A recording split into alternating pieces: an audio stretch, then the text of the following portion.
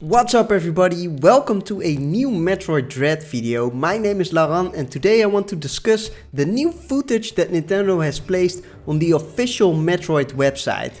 Not only does this footage give us a better look at the different abilities of Samus, we also get a good look at the central unit, one of the new mini boss fights that kind of reminds us of Mother Brain and the Aurora Units from Metroid Prime 3 Corruption.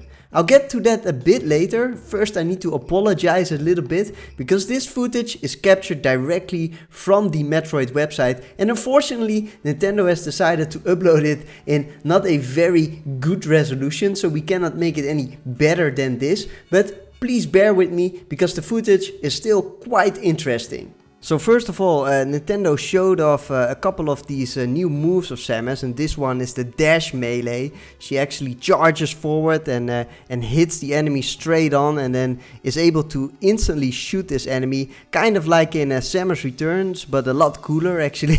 Yeah, that's what I think it looks like. Now what is also interesting is that we see now here the jump ball ability, so Samus can jump again just like in a Metroid Samus Returns and in Metroid Fusion again, so she can jump straight out in her morph ball form to the upper platform like we can see over here. So that's also very cool ability that returns again. And then in the next shot, well, this was of course very known already, but we can see that Samus can now of course climb on these blue platforms, and still I think this is very cool because this is the first time that Samus can actually really climb herself in a Metroid game. I think that will have a lot of interesting implications for this game specifically because we already know that this game will be even non-linear, so you can imagine already that using this ability you can already get to a lot of power-ups that you maybe are not even really supposed to get immediately in the beginning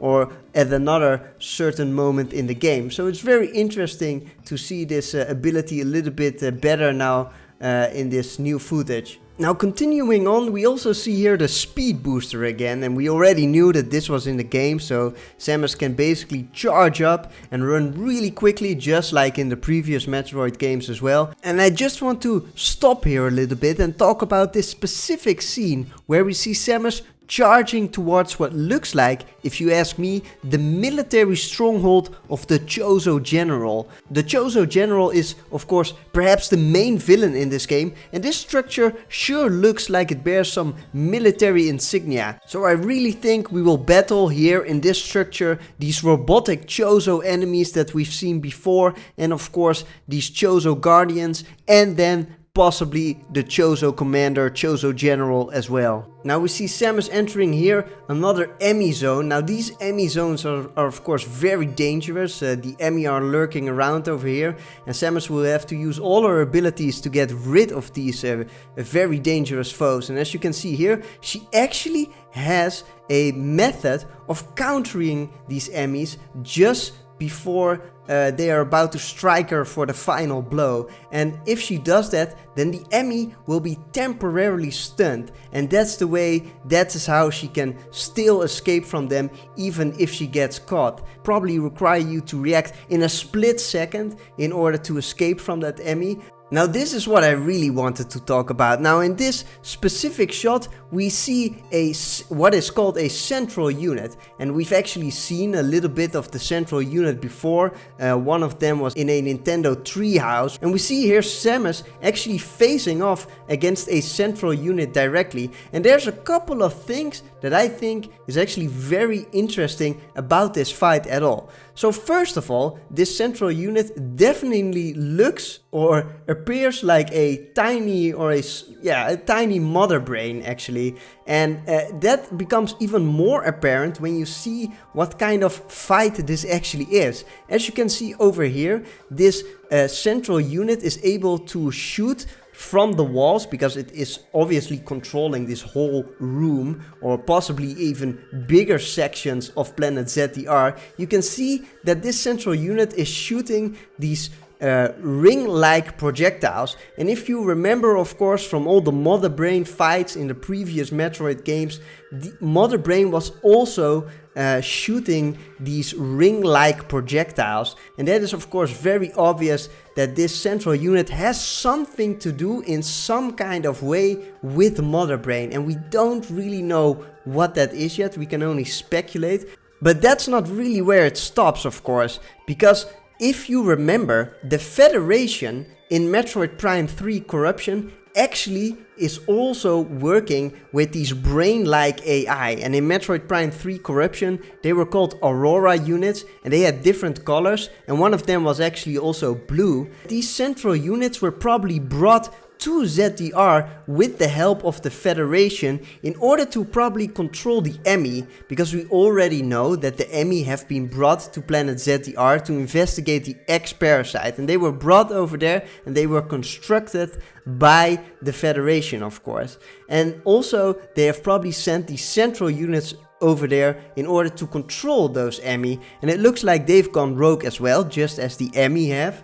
And it looks like they are really based on these Aurora units that we have seen all the way back in Metroid Prime 3 Corruption. It looks like it's kind of the same technology or something like that. Of course, the Aurora units in Metroid Prime 3 looked a little bit different, but it's the same brain type AI that they're using over here.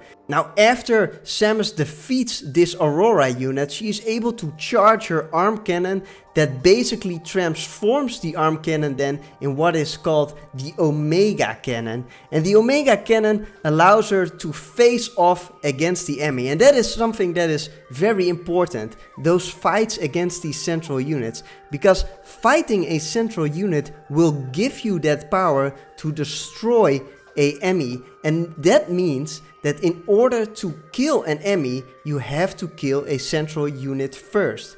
And the way that you can actually destroy an Emmy then is by doing two things. First of all, you have to use what is called the Omega Stream. And the Omega Stream is a function of the Omega Cannon that allows Samus to shoot projectiles in a sort of a Gatling type of way. So she is shooting over here against the approaching Emmy, as you can see over here. So it's more of like a face-off over here. And she is basically overheating its face shield, after which it basically paralyzes the Emmy. And you can't really see it over here, but that is actually what happens. And after she has done that, she can use what is called the Omega Blaster. And the Omega Blaster is what you see here. And this gives Samus one chance. Well, it looks to me like it's one chance. I'm not entirely sure, but it looks like this is giving Samus one chance to shoot in the eye, straight in the eye of the Emmy, to permanently disable this Emmy. And we can see here that it's a little bit tricky because you have to aim a little bit with your cannon over here, and then it looks like the Emmy slowly approaches and can move its head, and you have to shoot it directly in the eye, which appears Samus is doing over here. So that will be a little bit trickier. And you can also imagine that different Emmy will walk to you in a different way, and they will move all kinds of ways, so left, right, etc. So you probably have to very carefully aim the arm cannon of Samus. Definitely makes me even more excited for Metroid Dread. Well, and that's kind of it. That's what we can see in this new footage. It was definitely very interesting. Although they are only very small bits, it makes me even more excited about the impending release of Metroid Dread. And well, I can't wait to play this game myself on the 8th of October 2021. So I hope everybody here is also very excited about this game. And I would just like to say thank you so much for watching, and I'll see you next time.